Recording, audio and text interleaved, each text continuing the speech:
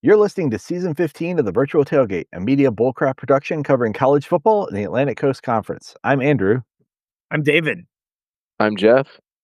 I'm so poor. Be sure to join the tailgate on Facebook at Virtual Tailgate or email us at virtualtailgate@mediabullcrap.com. And speaking of being poor, Jarred, it takes a certain person. It takes a certain person to to pile the family in the car, pack it up, do the whole,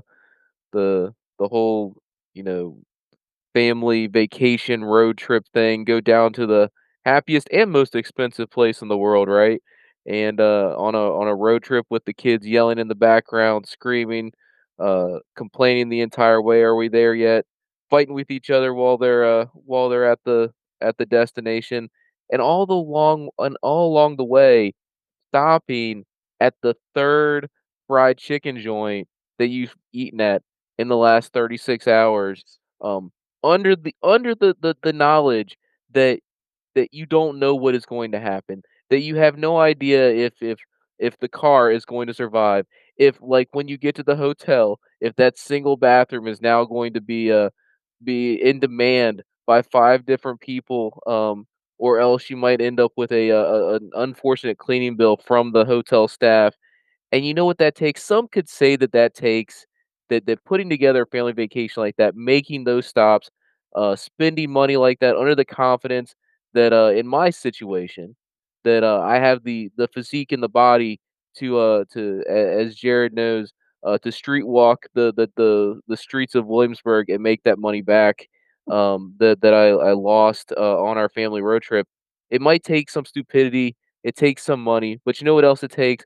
Takes confidence. Confidence to know that you're gonna survive. Confidence to know that that car is going to come out better, come out in a situation, in a condition that it will not be, completely defiled for the rest of its existence. Confidence to know that you will not have to use the ice bucket in the hotel room after that, 3rd trip to the KFC as a, extra toilet. Um, and speaking of confidence, you should go get some Tecovas work boots, just like the confidence that I showed for that trip last week down to with the family while I was unfortunately away. You should get some Tecovas work boots because they may not have you on a family road trip. They may not pay for it. They may not. You may not even survive your 3rd stop at the Bojangles with the family on the road. But you know what it will do? It'll have you looking confident and walking taller. And Tecovas work boots will get you on the road that you're looking for to being more confident. So speaking of being confident and putting on a good performance this week, Andrew, why don't you lead us into our players of the week? All right, kicking it off with the quarterback from California, Sagapola Tu-Tele. I think I got that right. JKS. Exactly, JKS. Um, We I we mean, we we've had worse names to pronounce, Andrew. Let's be yeah, honest. this We've is true. I mean, the like start and at least finish. it's phonetic. I mean, Yeah, like, Yeah. start and finish. This guy, I mean, he led Cal to their upset over Louisville. He threw for 323 yards and 2 touchdowns, uh, capped by his 3-yard touchdown pass on the 4th and goal call by Cal. And I believe most of that, or at least the lion's share of that went to David's player of the week. David. Absolutely, including that last touchdown, the game winner for Cal, thrown to Jacob DeJesus, the wide receiver, tied the school record with 16 catches, good for 158 yards, and that game-winning touchdown as the Bears got the big upset win over Louisville on Saturday night. So Jacob DeJesus or DeJesus is Jacob of Jesus, and JKS is an acronym from Jesus Christ Superstar. Got it. I mean, Cal's just destined to win. J Oh, J so K uh, J- J. Jeff, we need you to do your player of the week, and that's the last player of the week that we're talking about here because of that, and for no other reason are we skipping Jared's player Or of the week. my player of the week, we're gonna return back to the defensive side of the ball. No, it is not the as David likes to give us a hard time, it was not the 3rd string uh backup, middle linebacker that I gave it to, but it was to Isaiah Smith of SMU. Put on a good performance in the victory over Boston College to the tune of 4 sacks. That's right, all by himself, 4 sacks in this game. SMU blew out Boston College in this game, but certainly kudos to Isaiah Smith for that performance. 4 sacks in the game. Really good performance on the defensive side of the ball by that individual. So, am I not going to give credit to Wake Forest, or are we just going to skip Giving that? you crap, I know Jared. they were off this week, weren't they? No, well, UVA's offense was. Yeah, I was gonna say, does Wake Forest really deserve the recognition for UVA's incompetence? But you do you. Well, I'm Jeff. I'm just taking a page out of your book. I'm just going to get the whole defense, the whole game ball. Hey, hey, mine went to an individual this week. All right. Well, yes, but previously, usually you go ahead and give it to a line, a unit, the team, the ball boy, the ball girl, the water boy, the water boy. Yeah, and we finally broke him of that, Jared. And that my little stack of game balls here was finally getting back, but now it's empty. You said the defensive unit, you just kept asking. I was like, "Okay, defense, that's 11 players." You're like, "Nope, we got the No, subs too." yeah, And I was like, "Okay." absolutely. I was like, "Okay, so like 17, 18." You're like, "Nope, all the guys on the defense, the play callers for the defense." And I just have no game balls left now. Well, they're going to share one, and yeah, they should because they pulled up the upset at Charlottesville on Saturday night.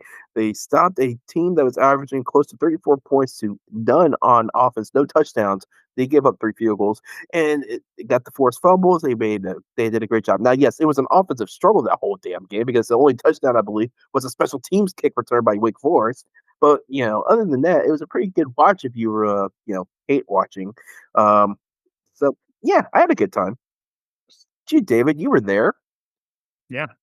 So Yeah, money bags. Okay. Speaking of money bags, it's time to go ahead and go into our power rankings. I don't know how that relates to money, but I'm just gonna make that segue. And it's time for deep thoughts from the virtual tailgate. If all I can think at this point is that if 3 of the 4 folks can afford satellite radio for cross country trips, why can't I?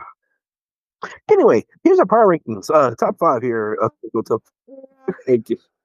You know what? There was only a 10-second delay on that, but hey, we got it in. it's on a different screen. I had to go find it. Well, now make it. We're gonna have to do a retrospective and make sure we have that noted for next time. We have to have that right there, right next to the Judge Jared theme song and Dabo's "Dame Gonna Sing." All right, Uh, I'm ready with my clips for this one. okay, great. Let's jump into it. Number 1, Georgia Tech, the Yellow Jackets jumping up 2 spots. Why? Because they were off last week. Number 2. Man, enjoy your day. Oh, stand by, coach. We're going to need you again. Jumping up 3 spots in the power rankings is Pitt, also on a bye week. Enjoy your day. Uh, coach is a little parched. He can only get that part out. Dropping 2 spots in the power rankings is UVA after their loss to Wake Forest 16-9. And, well, we got another here. He clambered up, looked in, and nearly fell off in surprise. Someone defecating. Not to be outdone by their defecation, number 4, Louisville dropping 2 spots after their 29-26 upset loss to California. He clambered up, looked in, and nearly fell off in surprise. Someone defecating. Hey, Jared, I guess you could say that Virginia and Louisville dropped a deuce. They sure did. They each did drop a deuce. Very good. Next question. There you go. Perfect. All right. Number 5, SMU jumping up a spot after their 45-13 whatever Boston College. Now time for the bottom 3. Number 15 is Stanford jumping up a spot after their 20-15 loss to North Carolina. Nice. How did Stanford jump up a spot last week? Let's find out. Hello, man. Who's programming this stuff? Number 16 is Syracuse staying where they are after the 30-10 loss to Miami. Although, let's be honest, Miami gave Syracuse a lot of chances to win that game, at least early on. And number 17, Boston College. Oh, the season can't end soon enough for the Eagles. 45-13 loss to the Mustangs. Come on, you damn bird! Come and get me! Well, fellas, it was bound to happen. We have now finally officially returned to the mean. Every single one of us has been in the red for the past 2 weeks, with Andrew, of all people, bringing up the rear this time. However, he's still way out of in front on the season. He has more than $2,500 in earnings. Geoff is $276 to the good. I unfortunately am $568 in the negative, and Jarred is straight up in debtor's prison with 2 No. broken kneecaps. When he said he was poor, broke, destitute, he meant it. And it owes nearly $1,700. Dude, that's not Dustin, dude. That's just broke ass. Can he make it up? Will any No. of us right the ship? No. Probably not. But let's give it a shot. All right, we're going to start this week on Saturday afternoon, Wallace Wade Stadium, Durham, North Carolina. The Virginia Cavaliers limp into town to take on a reeling Duke Blue Devils squad. Both of these teams got embarrassed a week ago. Both of them somehow still in a good place in the ACC standings. Both of them in contention for the ACC title. They both have one conference loss. Duke are 5.5-point favorites at home. Most of us are taking Duke and giving the points. Jarred, why are we doing that? Well, I think it's because we had that very sudden pause there that we were waiting for something from a soundboard, maybe from a previous coach at Duke that would encourage his players about what they're doing. Outstanding athlete. There he is. Hey, coach, how you doing? Anyway, yeah, listen, Duke is a kind of like that. All of a sudden, that sneaky team. You look at the standings; they kind of have a path to the ACC title game right now, and I think they're getting a great luck of the draw here, taking a very vulnerable UVA team, a team that just looked not good on offense against a Wake Forest team that many don't think too highly of. I think UVA's got a lot of questions. They got to go and travel down to Durham, albeit it's a 3:30 kickoff, I believe, on a Saturday, which is not too bad for UVA fans and the team in general. But you know, Manny's got this team playing well, and the quarterback for Duke has been phenomenal this year. Uh, One of the highest, a high scoring offense. I think Duke is the top passing team in the conference. A lot to like here. I don't see why you wouldn't bet Duke in the spread, honestly, with what you've seen the past few weeks. Jarred, you know that Duke just lost to UConn, right? Yes, but also I said UConn is surprisingly good in my pick 'em last week in my probably Stone Cold Fire bets, which I think if we look at that record, I am surprisingly not too shabby at right now. But you just told us that Duke was gonna do fine because they're playing so great of late. Because UConn is an out of conference game. It doesn't matter, all right? It does. Take care of your Also, in-conference I'm gonna usurp whatever this conversation is that's going on between the from our other alums and point to the background that I've just put up. Where is the faith right now, my friends? Where is the faith? Virginia on the money line right here, man. They're the cardiac calves. They didn't quite pull it off this time. They I think flatlined, Andrew. no. Okay. They flatlined and they will bounce right back. It's coming. We're gonna go down to Duke, and the whole team is gonna line up on and pee in the trough together before the game, and then they are gonna win the game. It's a very sensual experience for anyone that's ever done. I highly recommend. God, I don't know if I can tell you why I think you're wrong. Um, I would love to think, Andrew, that the toilets out of the 1800s are going to be the difference in this one. Here's the problem, though. As Jarred, Jarred kind of stumbled his way into a decent point there. As is tradition. At least in part, because Duke can score points. They do have maybe the best quarterback in the ACC. They can put up points. Even when they get beat, they score points. And the problem with Virginia right now is they can't. The last month plus, this offense has not demonstrated that they can move the football and put points on the board.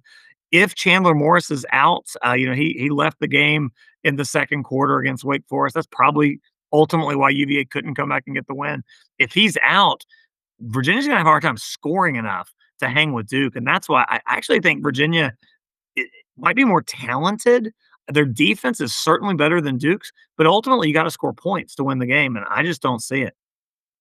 Yeah, I kind of like in the same thought process as you on this one, David. The uncertainty regarding Chandler Morris is certainly put some question marks on Virginia's ability to score.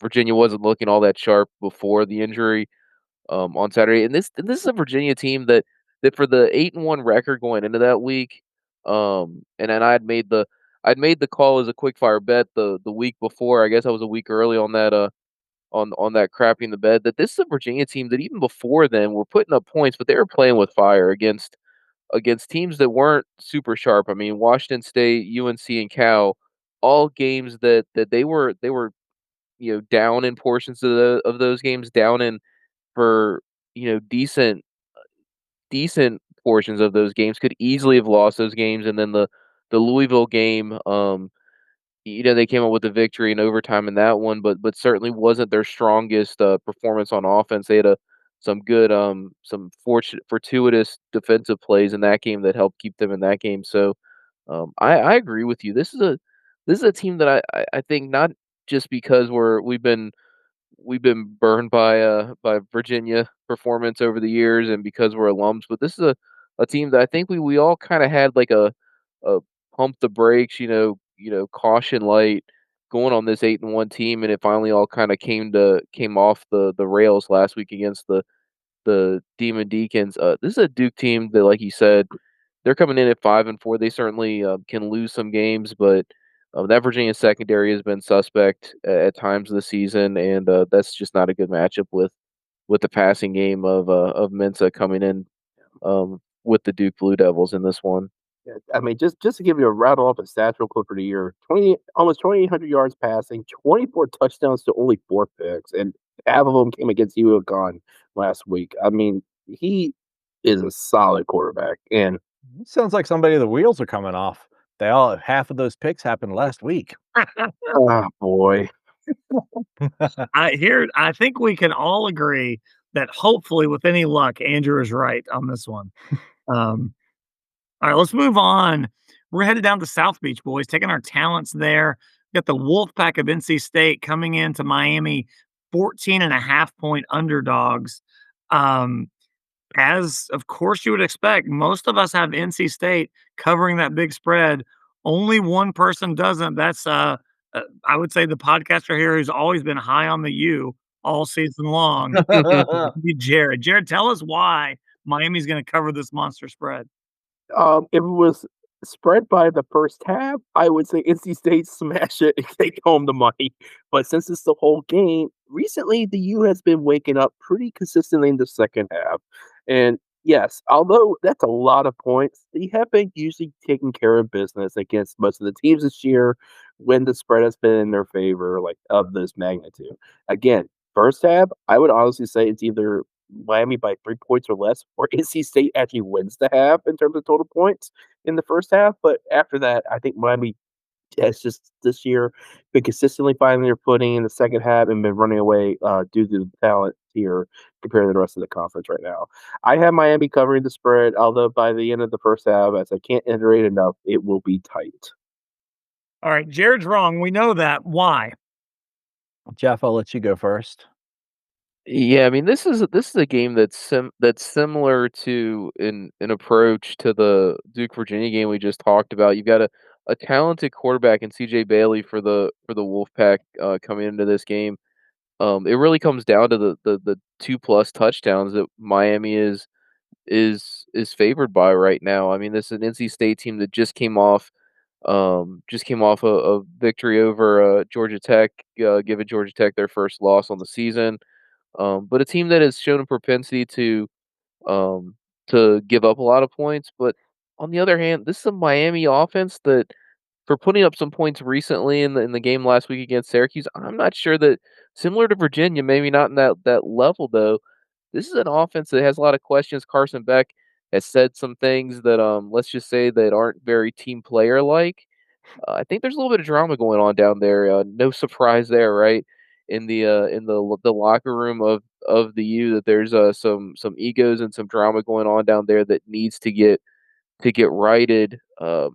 Similar to what was said earlier, is this just seems like a lot of points. This is an NC State team that can put up points, and a Miami offense that I think is sputtering a little bit right now. So not gonna pick NC State at this point for a straight up win, but they should keep this game close if for no other reason than the offensive points that they can put up to match Miami's score for score. For 100% agree. NC State, they've got a good offense. They'll score enough points that they keep it closer than 2 score. They're gonna lose, but they're not gonna get blown out like that. for our audio listeners at home, I also only have NC State covering. I'm hedging on this, but ESPN put up a lovely graphic on the first day of November that reminded us that in August and September, since Mario Cristobal has been the head coach of Miami, that they have won uh, three quarters of their games during that time. And then in November and December, they go down to only winning one quarter of their games. They beat Syracuse in November. You could convince me that Miami will not win another game this November. Like, They just got their win out of the way. they True. they did. So, just See, I disagree. I think they go ahead and find a way to win, and I think I'm starting to. If Tech finds a way to win this weekend against Florida State, I could easily see the Miami game being a legit track game for the Hurricanes. But I don't have the belief that Cristobal knows how to coach once the leaves turn. So, just That is that's the most confidence I've ever heard Jarred express in the Hokies. it really is. We should have had that game next, but we don't. Really? No, we don't. Instead, we're going to this is our ACC game of the week. It's a non-conference affair, but a big one, going back in time here to noon, high noon on Saturday. Notre Dame Fighting Irish traveling to Pittsburgh, taking on the Panthers. Pitt comes into this one as 10-point underdogs at home. We know for sure they're not going to win the game, right, Geoff? Not so fast, my friend. This is a bit of a flyer on this one, but there's probably this is a game that is unfortunate that who knows how they put these games on TV. We've got a high noon kickoff of what could be kind of quiet, but two of the hottest teams right now in college football. I mean, both Pitt and Notre Dame coming in riding really long win streaks. Neither of these teams has lost in several weeks now. They're both coming in at 7-2. As you said, Notre Dame is a 10-point favorite coming into this one. It's I certainly think the spread is a question here. This is a Pitt team that for all of the questions that we've had about Narduzzi and playing down to competition, they've taken care of business for the most part in most of their appearances. And there's just something about this game.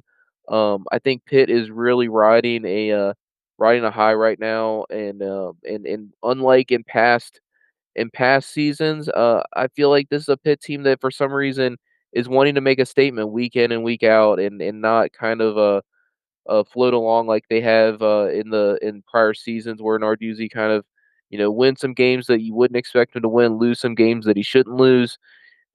This is a Pitt team that seems to be clicking on all cylinders right now, and I am going to go out on a bit of a limb here, but I don't think it's out of the realm of possibility for this Pitt team at home to end up pulling out the upset against the Fighting Irish. All right, Jeff's lost his mind. What do the rest of you think? Uh, I mean, I'm taking Notre Dame in the points just because of what um, Notre Dame has done so far otherwise this year. Um, I don't see a way in which they come away from this game losers, although, maybe Jeff's starting to persuade me. But no, I'm still gonna stick with the Fighting Irish coming out ahead on this one. So David, you kind of have my sentiment on this game right now because here's the thing. Pat Narduzzi came out in the press conference recently and said, "I don't care if we lose our asses by 100. It's a non-conference game," which they should not care. Listen, you focus on the conference. You win the conference, you probably find a way to get in the playoff at this point. Albeit it won't look great, but you should get in. Notre Dame, on the other hand, if they lose this game, they are done for college football. No, that's not true. That's not That is true. that's not true at all because Miami, who has almost no chance at getting into the ACC title game, was nonetheless suddenly ranked above every other ACC team in the college football playoff because they beat nobody. All right, well Like, then David Notre stop. Dame's getting in. Notre Dame is gonna be a top 10 team as long as they don't lose They- out. Notre If they Dame is gonna lose be a to top. Pitt, I'm telling you right now, they lose to Pitt, they're on the outside of the bubble. I think they're outside of the bubble. They have no They'll find a fallback. way to put them back in. Haven't you listened to David talk about this for years? The fix is in that there's one spot in the college football playoff reserved for Notre Dame every single season. No, it's reserved for a football independent. Have you That ain't gone? Jared, There you go. Jim Mora. Actually, this goes back to my rant earlier about teams become the top, like, get to be the top teams because they used to be the top teams. Like, do you know the difference in the Huskies and the Fighting Irish's records right now? The Huskies have only lost one more game because they played one more game. Like, I mean, come on. Why aren't the Huskies ranked? Come on. Rank the Huskies, you cowards. Exactly. I gotta make a confession here, and I don't. This is the first time I've ever said this on the virtual tailgate. Geoff made some really good points. I, I know you said that before. You're thinking of Jarred. You've never said that about Jarred. Yeah. No, I mean, honestly, looking at what Pitt has done, they really are hot right now. The catch in this though is, you know who is just as hot? Notre Dame. Notre Dame dropped their first two contests of the year to what we thought was a very good Miami team and a tremendously good Texas A&M team. Both of them one-score games, came down to the final closing seconds. I think Notre Dame's just better than Pitt. Pitt is playing well. They really are. But this is a very good Notre Dame team. As one of you, Jarred, somebody said, Notre Dame has had their backs against the wall for the last 2 months. They've responded really well. They're very well coached. Narduzzi is already making excuses, which tells me that he knows they are outmanned in this one. Notre Dame wins, lay the points. Irish, this is probably a big Irish win. So, do you think Narduzzi is going to tell his safeties, "Hey, I don't care if they're blazing past you. You got to figure out how to get your ass over there." I mean, has he ever told him anything else? No, that's Narduzzi football, baby. Gotta like it. All right, moving on to the quickfire bets. We've got Virginia Tech playing against FSU. This is very close to being another sickos game for us in the conference. I think that, all the safe money is on FSU. So I'm going to take the Hokies because either they're going to get me money or I get to be mad at the Hokies. So Hokies on the money line for the upset against FSU. North Carolina, Wake Forest are meeting head to head in their, I think, annual rivalry game. I think they still play each other annually, but if not, I wouldn't be surprised because I can't keep track of who plays what in the Research Triangle. Anyway, both coming off wins. North Carolina beat Stanford. Wake Forest had a very emotional win against UVA. Tough matchup. Money says that you should be putting on Wake Forest because they overall have the better record. And right now, probably many think the better talent of the team. Not so fast. Belichick has been doing a pretty good job with the Tar Heels lately. They are becoming a better competitive football program. And that's why I say put the Tar Heels for the straight up win. It's a good call, Jarred. Nice job. All right. Well, I'm not quite sure how many teams are officially in FBS for football right now. But I know there's at least 128 because that is Boston College's scoring. That is Boston College's rank in scoring defense right now. As 128th, giving up 35 points per game. The total yards on defense is not much different at 126. So they're giving up boatloads of points. They're not scoring a lot. You can look at their 1-9 record, their losing streak. They're not even playing close in most of these games. This is a Georgia Tech team. If they weren't going to blow them out before, they should be hungry after that upset loss to NC State. I mean, this is a Georgia Tech team. If they don't win by 3+ touchdowns, it'll be a disappointment and a rebound from their loss to NC State. All right, I'm going to bring up the rear here with my quickfire bet. This is one of those games where Andrew is giving us a point spread that nobody else on the planet has. He's got Clemson coming into Louisville as 6.5 point favorites. I think in the real world they're like 3 point underdogs or something like that. I think that game actually moved that much though. Because the money line makes sense for what we got. Sometimes I got you. whenever we get the weird stuff, it's something else. I think it just moved. Well, it's Louisville's going to win this thing. They are much, much better than Clemson. There is no reason to think the Tigers are going to go on the road. This is a Louisville team that's must win. They've got to win. The only thing that gives me pause is that Jeff Brom is apparently in the running for some really big time SEC jobs. So maybe there's a distraction factor there. They're trying to lock him down to a long term deal. He's a Louisville guy. We told Judge Jarred about that a couple weeks ago. If that's going on, maybe there's some distractions, but I think Louisville's much better. They get the win outright at home against the Tigers. Absolutely. All right. Well, that is it for the virtual tailgate. You can send your questions or comments to virtualtailgate@mediabullcrap.com. And always remember these 3 rules: never get less than 12 hours sleep. Did you actually say anything? No, I burped. Never get involved with the one with a tattoo of a dagger on her body. Stick to that, and you'll know that everybody's got a price for Jeff, Mr. Moneybags. That's ball game. We're all rooting for you, James.